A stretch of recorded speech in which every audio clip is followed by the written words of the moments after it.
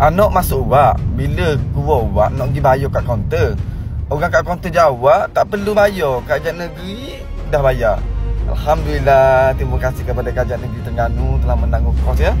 Jadi ni lah kita nak insya-Allah supaya lepas ni lebih baik lagi. Tapi saya nak kabar sikit lah. Saya tengok sek-sek Ija ni, sek-sek Ija, sek-sek kita lah, saya lah. Sek Ija ni gila. Dia tak ada waktu isu tu, isu ni, isu tu.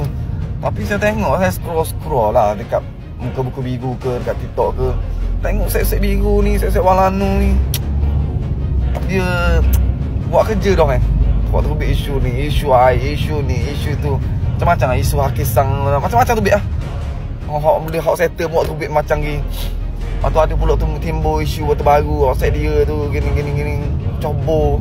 Tapi dia tahu lah betul ke tak. Kalau betul tu, dia buat report dah kan. Dia buat report dah. Kalau dah betul, biar polis siasat lah macam mana. Tapi, set biru ilik-ilik dah. Nampak lebih sangat buat tubik isu ni. Isu tu biar fakta. Jangan hak barang bang, hak aku cerita.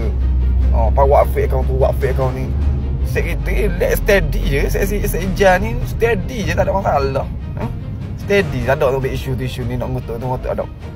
Set Mu ni duk ngata kau ni. Pun dah jadi.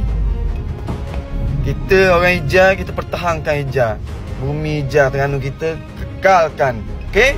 Jangan lepas ke tangan biru.